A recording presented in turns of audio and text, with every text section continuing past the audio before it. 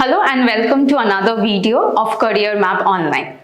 আমি তোমাদের history teacher Sayani ma'am আবার আরেকটা ভিডিও নিয়ে চ্যানেলে এসে গেছি অ্যান্ড যেটা অলরেডি ট্রেন্ড চলছে সেটা হচ্ছে ক্লার্কশিপ এক্সামিনেশন, যেটা তোমাদের খুব শীঘ্রই আসছে। এবং আমাদের চ্যানেলে যদি তোমরা অন্যান্য ভিডিওসগুলো যদি ফলো করে থাকো দেখবে সেখানে মোটামুটি স্ট্র্যাটেজি, সিলেবাস কবে হচ্ছে ইত্যাদি ইত্যাদি নিয়ে অলরেডি ইনফরমেটিভ ভিডিওসগুলো আর already there in the chapter. তো সেই ভিডিওসগুলো যদি তোমরা দেখে থাকো তাহলে তোমরা বুঝতে পারবে যে একটা অলরেডি খুব কনস্ট্রাকটিভ সিলেবাস এবং তার স্ট্র্যাটেজিগুলো দেওয়া রয়েছে। ইনফ্যাক্ট জেনারেল নলেজের ওপরে বা জেনারেল স্টাডিজের ওপরে যে পেপারটা তোমাদের আসে, which is around 40 marks of the total 100 মার্কসের পেপারের, সেইটারও একটা খুব সুন্দর স্ট্র্যাটেজি দেওয়া রয়েছে। এভরি সাবজেক্ট ওয়াইজ তোমাদের সেই স্ট্র্যাটেজিগুলো খুব সুন্দর করে আমাদের অন্যান্য ভিডিওগুলোতে দেওয়া রয়েছে। যদি কেউ আমার এই ভিডিও দিয়ে স্টার্ট করো দ্য জার্নি অফ ক্লার্কশিপ, তাহলে আমি বলবো আগে ওই ভিডিওগুলো একবার দেখে নাও, একটা ডিটেলড ইনফরমেশন পেয়ে যাবে অ্যাবাউট দ্য এন্টায়ার এক্সামিনেশন। আর যদি তোমরা ওইগুলো দেখে আমার ভিডিওতে এসে থাকো তাহলে আমি জাস্ট একটা রিভিশন দিয়ে দিচ্ছি of my subject which is history, যাতে তোমাদের আরো ব্যাপারটাকে বুঝতে সুবিধা হয়। দেখো স্ট্র্যাটেজি যদি আমি বলি, অ্যারাউন্ড লাস্ট ভিডিওতে তোমরা দেখবে যে অ্যারাউন্ড 18% to 15% এই পার্সেন্টেজের কোয়েশ্চেন আসে ফ্রম হিস্ট্রি। এবং যদি আমি হিস্ট্রি পিরিয়ডাইজেশন বলি, যেটা তোমরা সবাই জানো এখন এনশিয়েন্ট, মিডিয়েভাল আর মডার্ন, এই তিনটের মধ্যে সবচেয়ে বেশি যে কোয়েশ্চেন তোমরা পাও সেটা হচ্ছে মডার্ন হিস্ট্রি থেকে। স্পেশালি আমাদের ইন্ডিপেন্ডেন্সের স্ট্রাগল, গান্ধিয়ান এরা, partition of Bengal, these are some of the very important topic যেগুলো আমাদেরকে এই এক্সামিনেশনের জন্য ফোকাস করতে হয়। বা তাই বলে ম্যাম আমরা কি মিডিয়েভাল আর এনশিয়েন্ট পড়বো না? ডেফিনেটলি মিডিয়েভাল আর এনশিয়েন্টও দরকার, বাট যদি তোমরা এখানে মোর ইম্পর্ট্যান্ট বলো তাহলে ডেফিনেটলি আমাদের মডার্ন হিস্ট্রি। তো সেই সব কনসেপ্টগুলো মাথায় রেখে তোমরা এই এক্সামিনেশনের জন্য প্রিপেয়ার হয়েও। আজকে আমি যেটা এনেছি সেটা হচ্ছে, যেহেতু তোমরা অলরেডি একটা কনস্ট্রাকটিভ স্ট্র্যাটেজি পেয়ে গেছো অফ হিস্ট্রি, আমার মনে হয়েছে more important will be the previous year questions. Because স্ট্র্যাটেজির পরে, সিলেবাস জানার পরে স্ট্র্যাটেজি আসে, স্ট্র্যাটেজি জানার পরে যেটা আমাদেরকে করতে হয় সেটা হচ্ছে রিভিশন, যে আগেকার ইয়ারের পেপারগুলো কেমন এসছে, কীরকম টাইপের কোয়েশ্চেন আমরা পেতে পারি বা আগে পেয়েছি, যে কারণের জন্য তোমরা অ্যাকচুয়ালি বুঝতে পারো যে আমি মডার্ন বেশি পড়বো, এনশিয়েন্ট বেশি পড়বো না মিডিয়েভাল বেশি পড়বো। সো তাই জন্যে this is a set of previous year questions ক্লার্কশিপে এসছে, এবং সেইখানেও তোমরা দেখবে যে মেজরিটি কিন্তু মডার্ন হিস্ট্রি থেকেই এসছে। তো সেই জন্যে the previous year questions for PSC clerkship, এইটা আজকে আমাদের ভিডিওর টপিক হবে। So let us move to the first question. So the first question is, who among the following was the first president of Indian National Congress? সবচেয়ে first topic, Indian National Congress কবে হয়েছিল? Just আ revision, 1885 এ। যদি আমরা বলি যে who is the father of Indian National Congress, এটা কিন্তু Allen Octavian Hume, বা যাকে আমরা এও হিউম বলি, তার ব্রেন চাইল্ড ছিল। So he was the person যে হচ্ছে এই পুরো কনসেপ্ট অফ কংগ্রেস যেটা, সেটাকে তৈরি করেছিল। এই কংগ্রেসের সাথে একটা খুব ইম্পর্টেন্ট টপিক যেটা বা ইনফরমেশন, সেটা হচ্ছে কংগ্রেস কিন্তু একটা ন্যাশনাল প্ল্যাটফর্ম শুধু হিসাবে আমরা ব্যবহার করতাম না। ইন দোজ টাইমস 1885 এ এটা কিন্তু একটা সেফটি ভালভ হিসাবে স্টার্ট করা হয়েছিল। সেফটি ভালভ থিওরিটা কি বলে? বলা হয় যে সেই সময় যেহেতু মানুষের মনে ব্রিটিশদের জন্য অনেক ডিসরিগার্ড বলতো বা অনেক রাগ, অনেক ক্ষোভ ছিল, তো সেই কারণের জন্য ব্রিটিশরা ভাবলো একটা ন্যাশনাল প্ল্যাটফর্ম দিলে কি হবে না, দ্য পিপল তারা ওই প্ল্যাটফর্মের ওপরে ফোকাস করবে। তো তাদের যা ডিমান্ড, তাদের উইশ, তাদের প্রবলেমগুলো তারা কংগ্রেসকে এসে বলবে, কংগ্রেস পরবর্তীকালে ব্রিটিশকে বলবে থ্রু রেজলিউশন বলো, পিটিশনস বলো, রিপোর্ট লিখে বলো, রিকোয়েস্ট করে বলো, ইত্যাদি ইত্যাদি। এবং যদি কোনো কাজ না হয়, আবার কমন মানুষেরা কার কাছে যাবে? কংগ্রেসের কাছে যাবে, যে আমাদের এই কাজগুলো কেন হলো না, আমাদের এই উইশেসগুলো ফুলফিল কেন হলো না, আপনারা কি ডিমান্ড রাখেননি?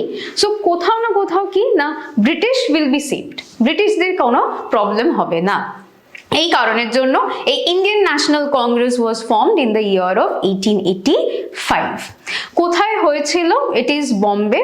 গোকুল দাস তেজপাল সংস্কৃত কলেজ বলে একটা কলেজ আছে ইন বম্বে, যেখানে এর ফার্স্ট সেশন হয়েছিল।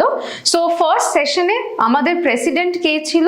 ইট was presided over by WC Bonnerjee বা ব্যানার্জি, উমেশ চন্দ্র ব্যানার্জি বা বনার্জি। তিনি ছিলেন the first president of Indian National Congress.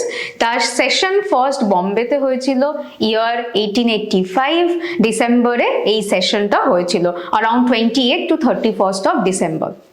কটা ডেলিগেট ছিল? 72 ডেলিগেটস। ফার্স্ট সেশনে 72 ডেলিগেটস বা কংগ্রেসম্যান বলতে পারো। এবং তখনকার দিনে কংগ্রেস মানে কিন্তু দ্য এলিট পিপল, লয়ার্স বা যারা হচ্ছে এডুকেশন যারা অলরেডি পেয়েছে সেই সব। তো সেই সব মানুষরা মিলে এই ফার্স্ট ইন্ডিয়ান ন্যাশনাল কংগ্রেসের স্থাপন করে। এবং এই ফার্স্ট ইন্ডিয়ান ন্যাশনাল কংগ্রেসের সেশন বম্বে, যেখানে WC বনার্জি আমাদের প্রেসিডেন্ট ছিল। সো question number 1 এর আনসার হচ্ছে WC Bonnerjee. question number 2 modern থেকে এবার আমরা একটু এনশিয়েন্টে যাই। When did Alexander invade India? এই আলেকজান্ডার হচ্ছে সেই আমাদের আলেকজান্ডার দ্য গ্রেট কনকারার, যে হচ্ছে মেসেডোনিয়া থেকে স্টার্ট করেছিল তার জার্নি এবং ইন্ডিয়ার ইন্দাস নদী অবধি সে এসে পৌঁছাতে পেরেছিল। যদি এই জার্নির কথা বলি, আলেকজান্ডার খুব অ্যাম্বিশিয়াস একটা রুলার ছিল। তার মনে হতো যে আমি পুরো ওয়ার্ল্ডকে কনকার করব। তো সেই কারণের জন্য সে হচ্ছে বেরিয়ে পড়েছিল in order to কনকার the world. এবং ইন্ডিয়ার নাম অ্যাকচুয়ালি এনশিয়েন্ট ইন্ডিয়াতে বা এনশিয়েন্ট ওয়ার্ল্ডে India was one of the wealthiest country, এবং তার গল্প প্রায় সব রাজারা তখন শুনতো। তো সেই কারণের জন্য আলেকজান্ডার ইনভেড করছে ইন্ডিয়া, যদিও বা তিনি হচ্ছেন ইন্দাস নদী অবধি আসতে পারেন, তার ওপারে আসে না। এবং কার সময় আসে এটাও একটা প্যারালাল কোয়েশ্চেন তোমরা জেনে রাখতে পারো। তখন হচ্ছে মগধ একটা খুব বড় Mahajanapada, in fact most powerful Mahajanapada এই সময়। আর তখন হচ্ছে ধনানন্দা বলে নন্দা ডাইনেস্টির একটা রাজা, তখন তিনি হচ্ছেন রাজত্ব করছে ইন মাগধা। এবং সেখানে হচ্ছে কি না, কখন আসছে Alexander? In the year of 326 BCE Alexander is ইনভেডিং India. First রাজা হচ্ছে তক্ষশিলার রাজা। তক্ষশিলা তখনকার আর একটা হচ্ছে মহাজনপদা। তক্ষশিলার রাজাকে হারানোর পরে নেক্সট হচ্ছে ভেরি ফেমাস, তোমরা সবাই এর নাম শুনেছ, পোরাসের সাথে তার যুদ্ধটা হয়। সো এটা হচ্ছে 326 BCE যখন আলেকজান্ডার আমাদের এখানে ইনভেড করছে। Question number 3, Rabindranath Tagore gave up his knighthood in which year? দেখো নাইটহুড, কেসারি হিন্দ বা কাইজারি হিন্দ যেরকম ভাবে তোমরা প্রনাউন্স করতে পারো, এইগুলো হচ্ছে কিছু কিছু অ্যাওয়ার্ডস বা রিওয়ার্ডস বলতে পারো, কিছু কিছু অনারারি টাইটেলস যেটা হচ্ছে ব্রিটিশরা ইন্ডিয়ানসদেরকে দিয়ে থাকতো। সো এই যে ঘটনাটা আমরা দেখছি, এই ঘটনাটা বেসিক্যালি কখন হয়? After the Jallianwala Bagh massacre. এবং যদি আমরা একটু হিস্ট্রি ঘাঁটি, জালিয়ানওয়ালা বাগ কখন হয়েছিল? In the year of 1919। So 1919 আমাদের ইন্ডিয়ার জন্য বা ইন্ডিয়ান মডার্ন হিস্ট্রির জন্য খুব ইম্পর্টেন্ট একটা ইয়ার। তার কারণ ফার্স্ট হচ্ছে রাওলাট অ্যাক্ট আসে, যেটা was very very depressing. Number 2 হচ্ছে জালিয়ানওয়ালা বাগ ম্যাসাকার হচ্ছে। ইনফ্যাক্ট এই সময় আমরা খিলাফত ইস্যুটাকেও গ্রো করতে দেখি, এবং এর কারণেই নেক্সট ইয়ার আমরা কি দেখছি, যখন কংগ্রেসের সেশন হচ্ছে বোথ ইন ক্যালকাটা আর নাগপুরে, সেখানে কি ডিসাইড হচ্ছে যে একটা নন কর্পোরেশন মুভমেন্ট স্টার্ট করা হবে। সো এইটা হচ্ছে just before the non cooperation movement Jallianwala Bagh massacre হয়েছে 13th of April অমৃতসরের জালিয়ানওয়ালা বাগ, যেটা একটা গার্ডেন ছিল। আমরা গল্পটা মোরালের সবাই জানি যে দুটো গল্প আছে। ইনফ্যাক্ট কিছু কিছু হিস্টোরিয়ানসরা ভাবে যে যেহেতু রাওলাট অ্যাক্ট ইন্ট্রোডিউস হয়েছিল 1919-এ, তো অ্যান্টি রাওলাট সত্যাগ্রহ স্টার্ট হয়েছিল স্পেশালি পাঞ্জাবে বিভিন্ন জায়গায়। এই সত্যাগ্রহ যেটা ছিল খুব অ্যাক্টিভ ছিল, তো সেই জন্যে অনেক লোকাল লিডার্সদেরকে অ্যারেস্ট করা হয়েছিল। তো বলা হয়, কিছু হিস্টোরিয়ানসরা ভাবে যে এখানে একটা মিটিং হয়েছিল বা যে কি করা হবে, যেহেতু তাদের লোকাল লিডার্স, তাদেরকে সবাইকে অ্যারেস্ট করে নিয়ে চলে যাওয়া হয়েছিল। তো আরও যারা বাকি বাকি ছিল তারা একটা বৈঠক করছিল যে এরপরে আমরা কি করব, এই সত্যাগ্রহটাকে আবার কিভাবে রিভাইভ করা যেতে পারে। তো সেই কারণের জন্য এই জালিয়ানওয়ালা বাগে দে হ্যাড কাম, একটা মিটিং হচ্ছিল। আর একটা বলে যে যেহেতু 13th এপ্রিল এটা হচ্ছে বৈশাখীর খুব কাছে, অ্যারাউন্ড 15th এপ্রিল যেটা আমাদের এখানে নববর্ষ হয়, ঠিক সেই সময়ই হচ্ছে ওদের ওখানে বৈশাখী হয়। তো এই বৈশাখীর সময় অনেক বড় বড় এরকম মেলা লাগে। তো জালিয়ানওয়ালা বাগ এখানেও একটা মেলা লেগেছিল এবং অমৃতসরের আশেপাশে থেকে যে গ্রামগুলো থেকে মানুষেরা এসেছিল এই মেলাটাকে অ্যাটেন্ড করার জন্য। তো এরা কেউই জানতো না যে মার্শাল ল অলরেডি লাগু করা হয়েছে ইন পাঞ্জাব। এই মার্শাল লটা কি?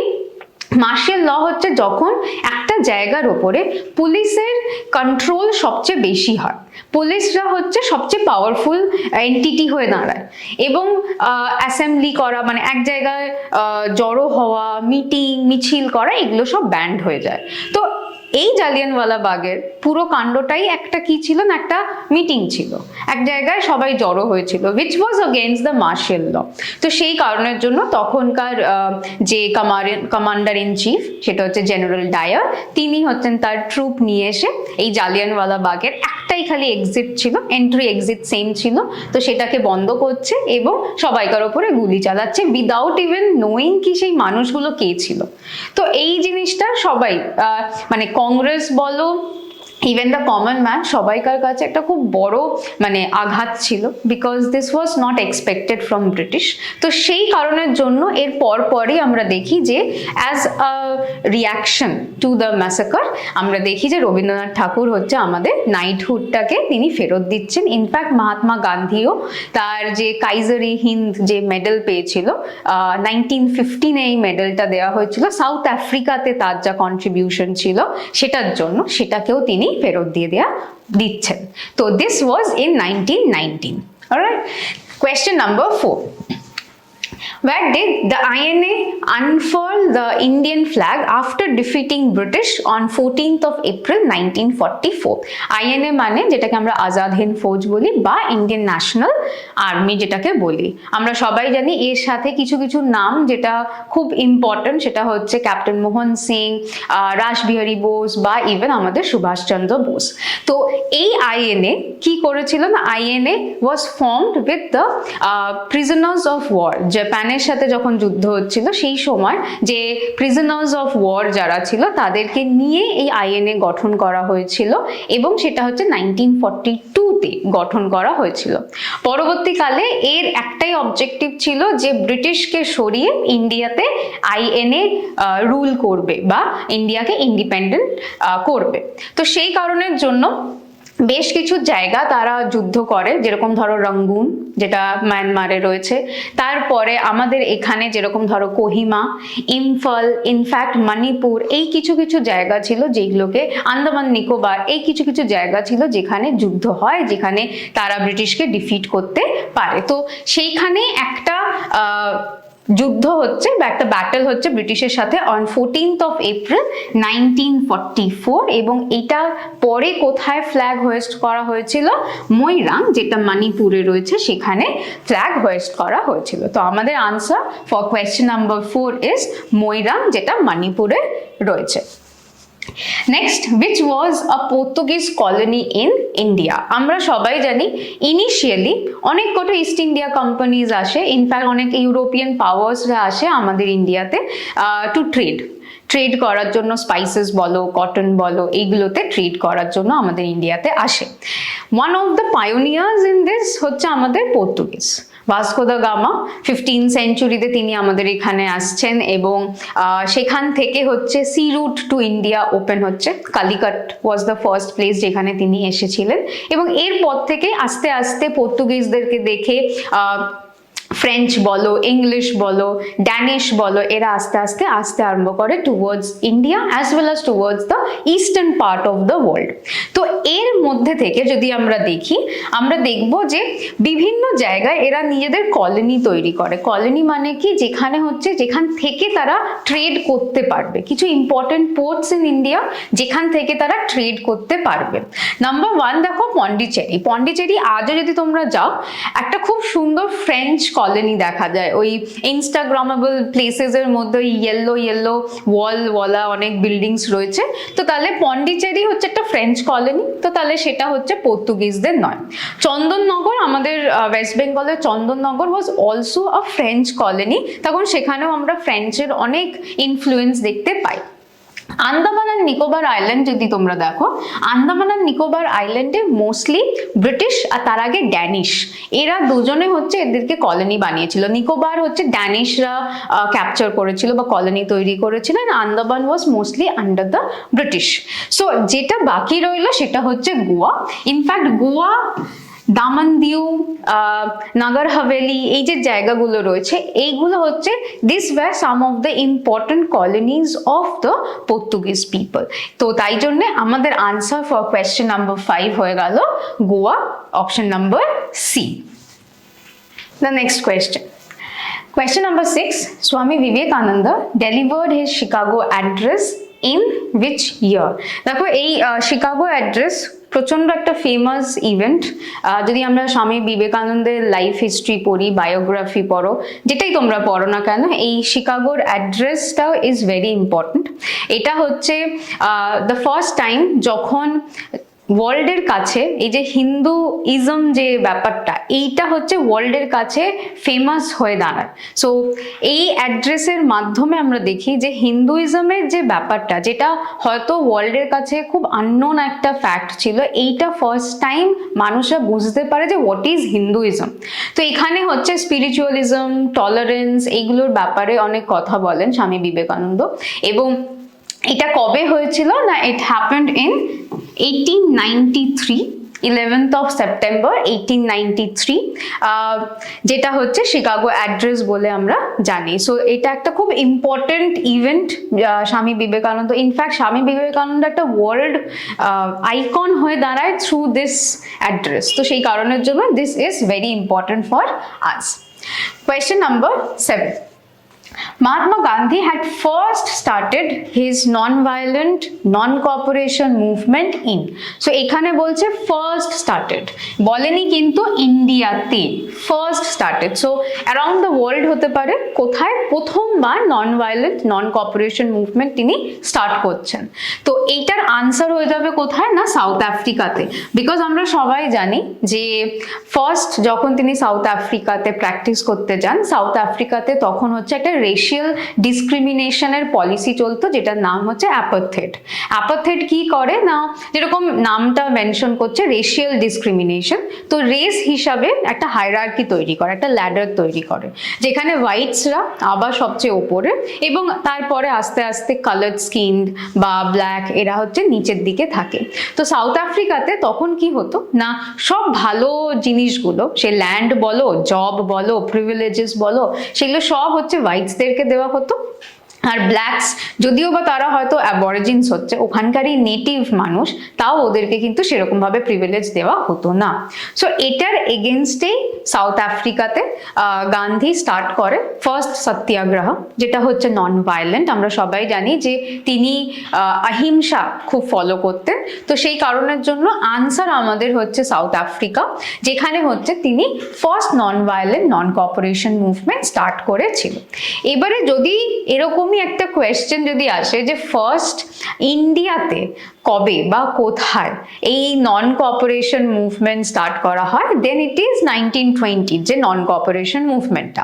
আর যদি তোমাদের কোয়েশ্চেন আসে ফার্স্ট সত্যাগ্রহ কখন স্টার্ট করা হয়েছিল ইন ইন্ডিয়াতে, তাহলে কিন্তু মাথায় রাখবে সেটা হচ্ছে Champaran.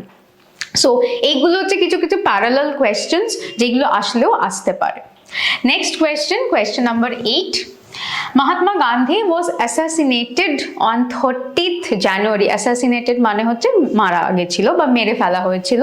He was killed on 30th January কোন বছরে? আনফর্চুনেটলি 1947 এ আমরা ইন্ডিপেন্ডেন্স পাই এবং গান্ধী যদিও বা অনেক এফর্ট দেয়, অনেক ইনফ্লুয়েন্স করে আমাদের ন্যাশনাল মুভমেন্টটাকে, but he could not enjoy the fruits. তো সেই কারণের জন্য the next year 1948 30th January he was assassinated. Nathuram Godse, আমরা এনার নাম সবাই জানি মোটামুটি। কেন? দ্য মেজর রিজন হচ্ছে যে নাথুরাম গডসে তিনি ভাবতেন যে মহাত্মা গান্ধী কোথাও না কোথাও ওয়াজ responsible for the formation of Pakistan. তো তিনি ভাবতেন এইটাই যে মহাত্মা গান্ধী যদি চাইতেন হয়তো মুসলিমরা এতটা বেশি ইনফ্লুয়েন্স করতে পারতো না টু মেক পাকিস্তান। তো সেই কারণের জন্য Nathuram Godse thought that he should not be living, এবং এই কারণের জন্য 30th জানুয়ারি 1948 বিড়লা হাউস, যেটা নিউ দিল্লিতে রয়েছে, সেখানে তিনি একটা প্রেয়ার সেরে যখন বেরোচ্ছিলেন হি ওয়াজ শট। তো this is how Gandhi lives his last day. তো 1948-এ he was assassinated in New Delhi. Next question হচ্ছে Gautam Buddha was born in, so from Gandhi to Buddha, আবার এনশিয়েন্টে ফিরলাম আমরা। তো Gautam Buddha was born in, এবারে এই born in এর ব্যাপারটাতে একটু কনফিউশন হতে পারে। দুটো যে জায়গা আছে, নাম্বার 1 হচ্ছে কপিলাবস্তু, আর একটা হচ্ছে লুম্বিনী। এই দুটোই অনেক জায়গায় তোমরা পাবে যে তার বার্থ প্লেস হিসাবে ধরা হয়। টু বি ভেরি স্পেসিফিক, যদি আমি স্পেসিফিক্যালি জায়গাটা ধরি তাহলে হচ্ছে লুম্বিনী, যেটা হচ্ছে আমাদের answer. Lumbini is the birth place of Gautam Buddha. কিন্তু এটাও সত্যি যে তার চাইল্ডহুড বা তার ছোটবেলা কোথায় কেটেছে সেটা হচ্ছে কপিলাবস্তু। সো কপিলাবস্তু আর লুম্বিনী খুব কাছাকাছি জায়গা, এবং সেই কারণের জন্য পিন পয়েন্ট যদি ধরি, বর্ন ইন লুম্বিনী, ছোটবেলা কাটছে হচ্ছে কপিলাবস্তুতে। বোধগয়াতে তিনি এনলাইটেন হচ্ছেন, এই যে সিদ্ধার্থ থেকে যে বুদ্ধা হওয়ার যে জার্নিটা সেটা শেষ হচ্ছে বোধগয়াতে, যেখানে ওই বোধি গাছের নিচে তিনি এনলাইটেন হচ্ছেন, দা বুদ্ধা হচ্ছেন। আর সারনাথ কেন ফেমাস? সারনাথের একটা ডিয়ার পার্ক ছিল, সেখানে তিনি প্রথমবার তার যে ধর্মটা সেটাকে প্রিচ করেন, যেটাকে আমরা ধর্মচক্র প্রবর্তনা বলি, টার্নিং দ্য হুইল অফ ধর্মা। সেটা হচ্ছে তার ফার্স্ট টিচিং, ফার্স্ট টাইম তিনি বুদ্ধিজমের যে প্রিন্সিপালগুলো আছে সেটাকে টিচ করছেন। তো সেটার জন্য সারনাথ ইজ ফেমাস। তো আমাদের আনসার, গৌতম বুদ্ধা কোথায় বর্ন হয়েছিল? লুম্বিনীতে। কিন্তু যদি লুম্বিনী না থাকে আর তোমরা এখানে কপিলাবস্তু পাচ্ছ আর লুম্বিনীর জায়গা অন্য কিছু একটা আছে, তাহলে ডেফিনেটলি কপিলাবস্তু হয়ে যাবে। তখন কপিলাবস্তু কিন্তু তার চাইল্ডহুড ডেজ যেখানে কাটিয়েছিল সেই জায়গাটা। ফর আস লুম্বিনী, তখন লুম্বিনী অপশনে আছে, তাই জন্য হচ্ছে Lumbini. Question number 10, the battle of Plassey was fought in.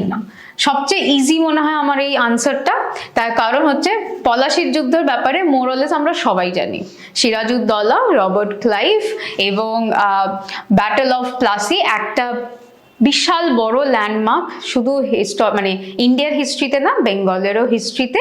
কবে হয়েছিল? 1757। আমার মনে হয় না এটাতে আমাকে কিছু এক্সপ্লেনেশন দেওয়ার দরকার।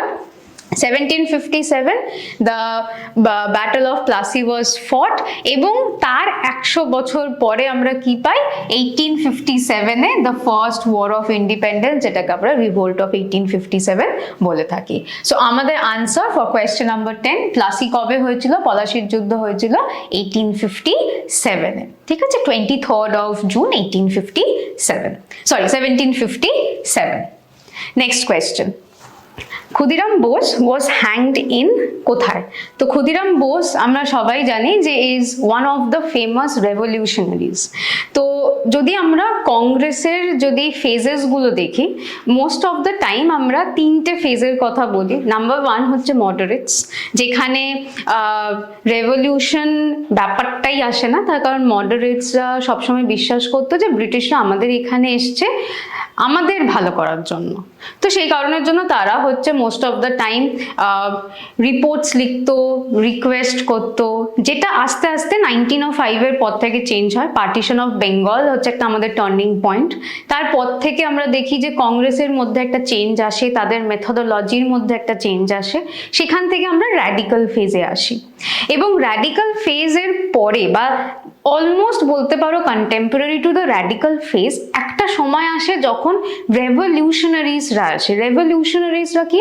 তারা হচ্ছে মানে আমাদের চেঞ্জ এক্ষুনি দরকার, অ্যান্ড চেঞ্জ কিভাবে দরকার? না থ্রু ভায়োলেন্স আমরা চেঞ্জটাকে আনতে পারি। তো এদের মধ্যে একটা খুব বিখ্যাত নাম হচ্ছে ক্ষুদিরাম বোস। আরেকজনকে যদি আমি বলি এক্সাম্পল হিসাবে রেভলিউশনারি, আমরা সবাই চিনি, খুব ফেমাস নাম ভগৎ সিং। তো এই যে রেভলিউশনারিজরা ছিল মোস্ট অফ দ্য টাইম এরা হচ্ছে ব্রিটিশের অ্যাটেনশন পাওয়ার জন্য তারা কোনো না কোনো রকমের একটা ভায়োলেন্স ক্রিয়েট করে থাকতো। তো ক্ষুদিরাম বোস আমরা জানি তিনি যে একজন ম্যাজিস্ট্রেট ছিলেন ডগলাস কিংসফোর্ড বলে, তাকে অ্যাসাসিনেট করার জন্য তাকে হচ্ছে হ্যাং করা হয়েছিল ইন 1908। তো কোথায় হ্যাং করা হয়েছিল? জায়গাটা হচ্ছে মুজাফফরপুর। এই জায়গাটাকে তাকে হ্যাং করা বা ফাঁসি দেওয়া হয়েছিল। মাথায় রাখবে ম্যাজিস্ট্রেট কিংসফোর্ড তার অ্যাসাসিনেশনের জন্য, তাকে মারার জন্য তাকে এই এক্সিকিউশন বা তাকে এই হ্যাং করা হয়েছিল। ইয়ারটা হচ্ছে 1908। Next question, Balakot is in, এটা একটা খুব মানে অনেক সময় তোমাদের মনে হবে যে এটা একটা জিওগ্রাফির কোয়েশ্চেনও হতে পারে, হিস্ট্রিরও কোয়েশ্চেন হতে পারে।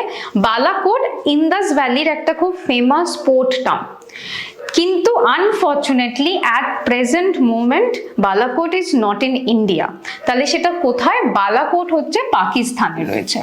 একটা খুব famous Indus valley site Balakot, Nageshwar, এগুলো হচ্ছে পাকিস্তানে রয়েছে, very close to Indian state of Gujarat, কিন্তু এটা হচ্ছে এখন মডার্ন ডে পাকিস্তানে রয়েছে।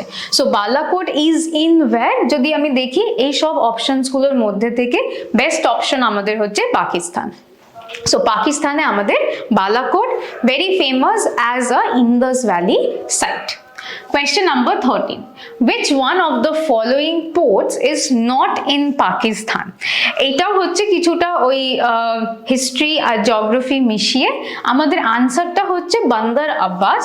তার কারণ অন্যান্যগুলো যদি তুমি দেখো, পশনি, করাচি, গোদর, এইগুলো হচ্ছে পাকিস্তানে রয়েছে। আনফর্চুনেটলি বান্দর আব্বাস হচ্ছে ইরানে রয়েছে, which is not in Pakistan. So আমাদের আনসার হয়ে যাবে অপশন নাম্বার ডি, যেটা হচ্ছে বান্দর আব্বাস। নেক্সট হচ্ছে who was the author of Allahabad pillar inscription. Allahabad pillar inscription আসলেই সমুদ্রগুপ্তা চোখের সামনে ভেসে ওঠে, তার কারণ এলাহাবাদ পিলার ইনস্ক্রিপশনে আমরা সমুদ্রগুপ্তার যে কনকোয়েস্টগুলো ছিল, বলা হয় যে সমুদ্রগুপ্তা মানে 4টে ডাইরেকশনে তিনি কঙ্কর করার চেষ্টা করেছিলেন, নর্থ, সাউথ, ইস্ট, ওয়েস্ট, এবং 4টে ডাইরেকশনে তার যে ক্যাম্পেইনসগুলো ছিল সেখানের নীতিগুলো, পলিসিগুলো কিন্তু 4 রকমের ছিল। যেরকম ধরো নর্থে যদি আমি বলি, নর্থে তিনি যে যে জায়গাগুলোকে বা টেরিটরিজগুলোকে তিনি ক্যাপচার করেছিলেন সেইগুলোকে তিনি তার ডিরেক্ট কন্ট্রোলে এনেছিলেন। ওয়াইল যদি আমি সাউথ ইন্ডিয়া দেখি, এবার এটাও বুঝতে হবে যে সমুদ্রগুপ্তা শুধু যে একজন ওয়ারিয়র ছিল, কনকারার ছিল, সেটা কিন্তু না। হি ওয়াজ আ গ্রেট অ্যাডমিনিস্ট্রেটর। তো তিনি বুঝতে পারতেন যে সাউথ ইন্ডিয়া তার ক্যাপিটাল থেকে, যদি আমরা ওই নর্থ ইন্ডিয়াকে দেখে থাকি, তার নর্দার্ন ইন্ডিয়ার কিংডম থেকে অনেকটা দূরে। সেই কারণের জন্য সাউথ ইন্ডিয়া যদি তার ডিরেক্ট কন্ট্রোলে আসে, তিনি ভালো করে কন্ট্রোল করতে পারবেন না, দ্যাট ওয়াজ ইম্পসিবল। তো সেই জন্য তিনি কি করতেন, সাউথ ইন্ডিয়ার যে টেরিটরিজগুলো ছিল সেইগুলোকে তিনি ক্যাপচার করতেন, কিন্তু তারপরে ওইখানকারই যে লোকাল রাজা থাকতো তাদেরকে দিয়ে আসতেন টু অ্যাডমিনিস্টার, এবং কার আন্ডারে করছে?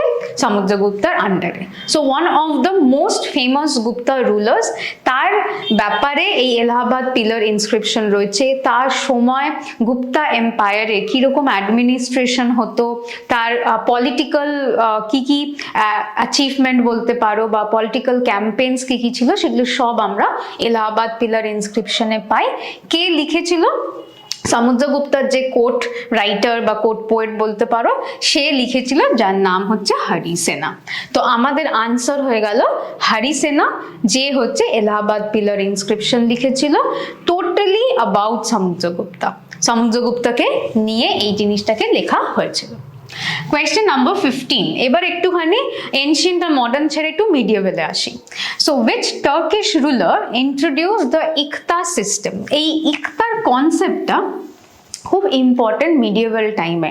এই মিডিয়েভাল টাইম যেহেতু হচ্ছে নতুন রুলার্সরা আসছে আমাদের ইন্ডিয়াতে, বেশ কিছু কিছু পলিসিস পাবে, কিছু কিছু টার্মস পাবে যেগুলো খুব ইম্পর্টেন্ট, এবং এইটার ওপরে বেস করেও কিন্তু পরবর্তীকালে আরো অনেক রকমের সিস্টেম ইভলভ হয়েছে। তো তার মধ্যে একটা হচ্ছে ইকতা সিস্টেম। এই ইকতা ব্যাপারটা কি? ইকতা হচ্ছে পিস অফ ল্যান্ড, জমি, এবং এটাকে যে দেখাশুনো করে তাকে আমরা ইকতাদার বা মুক্তি বলি। এই ইকতাদার বা মুক্তি কে বা কি করে? একটা যে পিস অফ ল্যান্ড বা জমি যে পেয়েছে সেটাকে সে দেখরেখ করবে, তার থেকে যে ট্যাক্স আসে সেই ট্যাক্সটাকে সে কালেক্ট করবে, কিছুটা সে নিজের জন্য রাখবে যাতে আবার সেই ইকতাকে দেখাশুনো করতে পারে, আর বাদ বাকিটা হচ্ছে সুলতান বা রাজার যে ট্রেজারি আছে সেখানে চলে যাবে অ্যাজ আ রেভিনিউ বা ট্যাক্স ফ্রম দ্য ল্যান্ড। তো এই ইকতা সিস্টেমটা ফার্স্ট স্টার্ট করে হচ্ছে ইলতুৎমিশ। ইলতুৎমিশের সময় থেকে এই ইকতা সিস্টেমটা স্টার্ট হয়, এবং পরবর্তীকালে অন্যান্য সুলতানরাও কিন্তু এই ইকতা সিস্টেমটাকে ফলো করেছিল। এবারে এই ইকতা সিস্টেমের সাথে আর একটা খুব ক্লোজ কানেক্টেড পলিসি রয়েছে, যেটা হচ্ছে আমরা মানসবদারি সিস্টেম বলি, যেটা আকবরের সময় দেখা যায়। এই জিনিসটাকে গোলাবে না, মানসবদারি সিস্টেম যেটা, সেটা হচ্ছে ইকতাকে নিয়ে, কিন্তু মানসব যেটা সেটা হচ্ছে মিলিটারি পজিশন, যার স্যালারি এই ইকতা থেকে আসে। এক একটা অফিসারকে এক একটা ইকতা দিয়ে দেওয়া হতো, সেখান থেকে যে রেভিনিউটা আসতো সেটা তার স্যালারি হতো। সো মানসবদার কখনো ইকতাকে দেখাশোনা করতো না।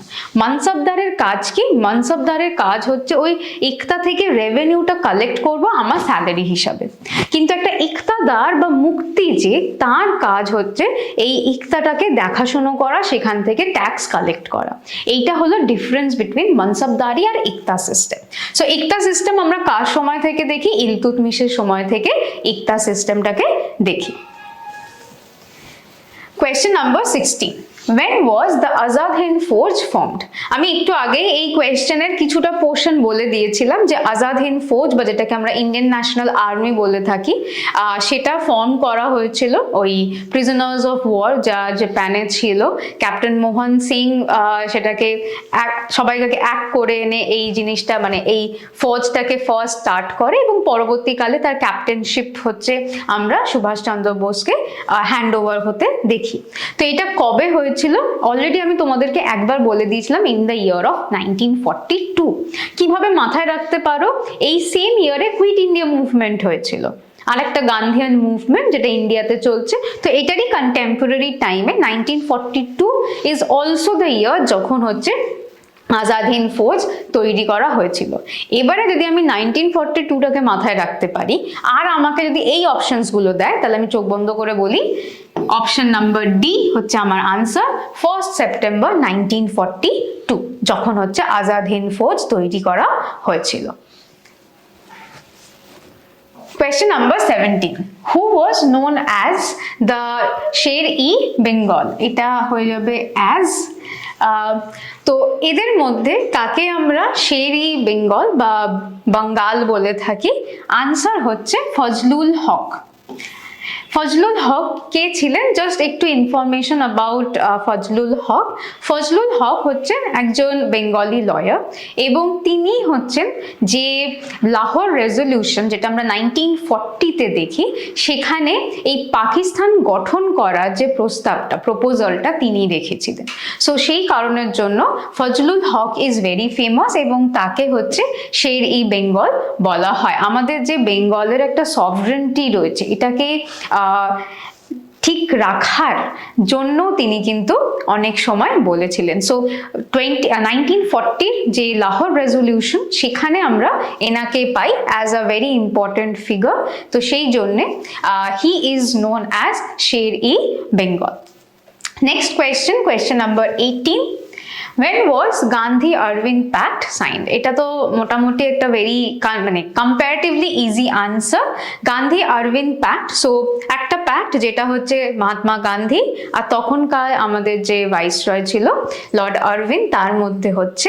তো এই Gandhi Irwin pact was signed in the year of 1930 one. এটার ব্যাকগ্রাউন্ডটা কি যারা জানো না তাদের জন্য, 1930-তে আমরা ডান্ডি মার্চ দেখি, যেখানে সাবরমতী আশ্রম থেকে ডান্ডি অবধি Gandhi is walking almost 240 Miles, এবং সেখানে গিয়ে যে সল্ট ল যেটা ছিল আমাদের ইন্ডিয়াতে, যেখানে বলা যেত যে সল্ট তৈরি করার যে মনোপলি, যে মানে অধিকার যেটা, সেটা হচ্ছে খালি ব্রিটিশদের, এবং ইন্ডিয়ানসরা যখনই নুন কিনবে, সল্ট যখনই কিনবে, সেটার উপরে একটা বড় ট্যাক্স দিতে হতো। সো এই লটাকে ভাঙার জন্য গান্ধী হচ্ছে মহাত্মা গান্ধী সাবরমতী আশ্রম থেকে ডান্ডিতে হাঁটছেন। ডান্ডি একটা ছোট্ট কোস্টাল ভিলেজ, সেখানে গিয়ে তিনি নুন ম্যানুফ্যাকচার করছেন বা নুন তৈরি করছেন, and as a result salt law break করছেন। এর সাথে সাথেই স্টার্ট হচ্ছে কি না, সিভিল ডিসোবিডিয়েন্স মুভমেন্ট, যেটা অনেক সময় তোমাদের কোয়েশ্চেন আসে যে which incident starts the civil disobedience movement in 1930. So Dandi March inaugurates the civil disobedience movement in 1930. তো 1930-তে যখন এই সিভিল ডিসোবিডিয়েন্স মুভমেন্ট স্টার্ট হলো উইথ দ্য ডান্ডি মার্চ, এরকম না যে শুধু গুজরাটে ডান্ডি মার্চ হচ্ছে and that was the end.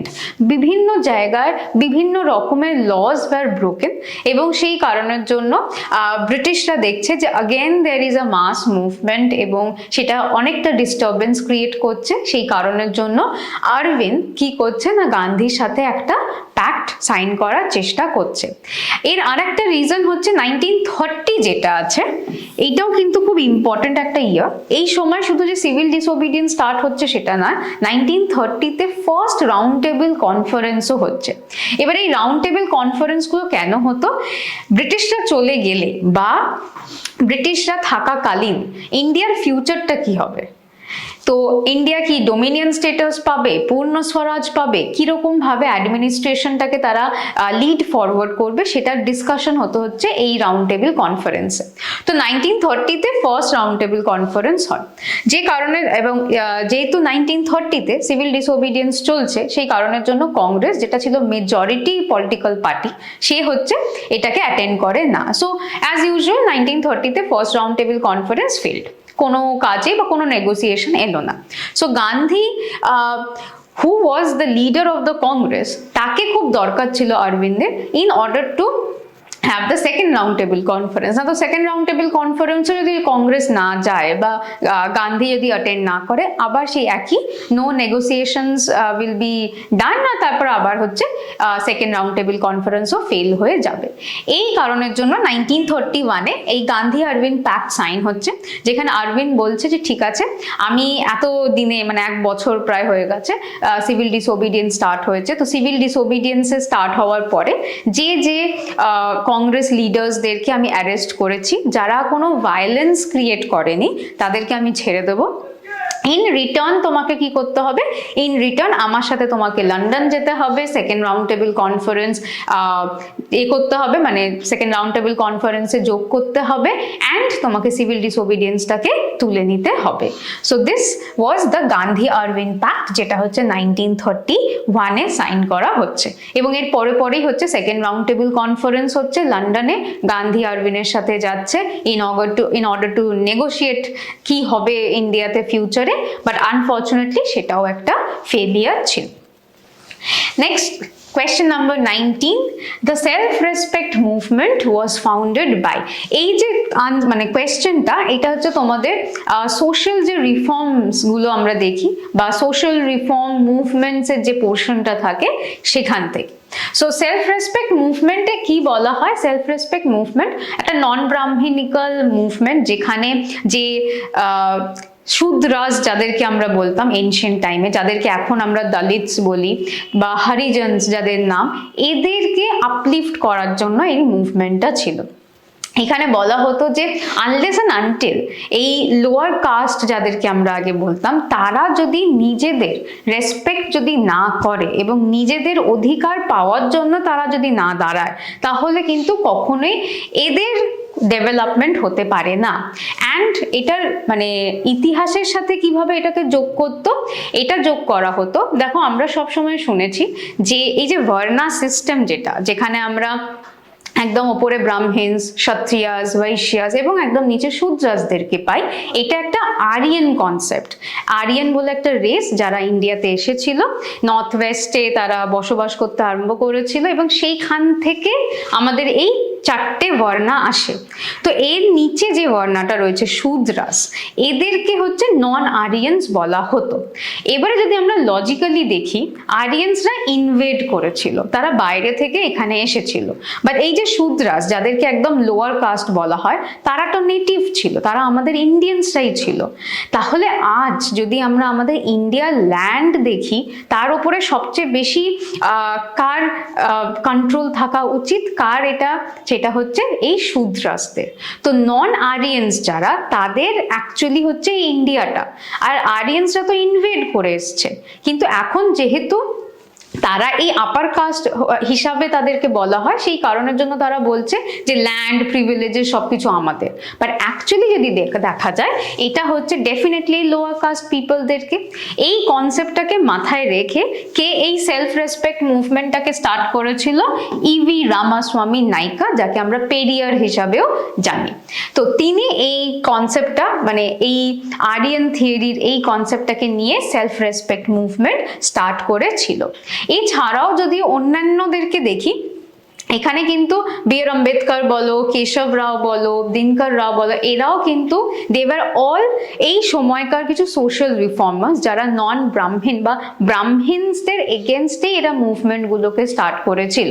যেরকম ধরো বি.আর. আম্বেদকরের খুব ফেমাস হচ্ছে টেম্পল এন্ট্রি মুভমেন্ট, যেখানে শূদ্রাসরা যাতে টেম্পলে, মন্দিরে যাতে ঢুকতে পারে, সেটার জন্য তিনি চেষ্টা করেছিলেন। কেশব রাও সত্যশোধক সমাজের সাথে অ্যাসোসিয়েটেড ছিলেন, বা দিনকর রাও হচ্ছে এই পিজেন্টস, ওয়ার্কার্স, এদের আপলিফটমেন্টের জন্য পুনা থেকে তিনি কাজ করতেন। তো এরা সবাই হচ্ছে এই লোয়ার কাস্টদেরকে আপলিফট করার জন্য তারা হচ্ছে এই সময়টাতে 19th century অনওয়ার্ডস আমরা এদেরকে দেখি to have worked for the lower caste people. And the last question for today, in which newspaper boycott was first declared? দেখো এই যে সময়টা, this is basically 1905, যেখানে একদিকে হচ্ছে আমাদের পার্টিশন অফ ইন্ডিয়া অলরেডি প্রপোজালটা দেওয়া হয়ে গেছে, লর্ড কার্জন অলরেডি এই প্রপোজালটা দিয়ে দিয়েছে, এবং তার এগেনস্টে কি না স্বদেশী আর বয়কট এই মুভমেন্টটা স্টার্ট হয়েছে। তো এই বয়কট যে কথাটা, সেটা কোন নিউজ পেপারে ফার্স্ট আসে? ফার্স্ট আসে হচ্ছে সঞ্জীবনী বলে যে নিউজ পেপারটা ছিল, made by K Mitra in the year of 1905।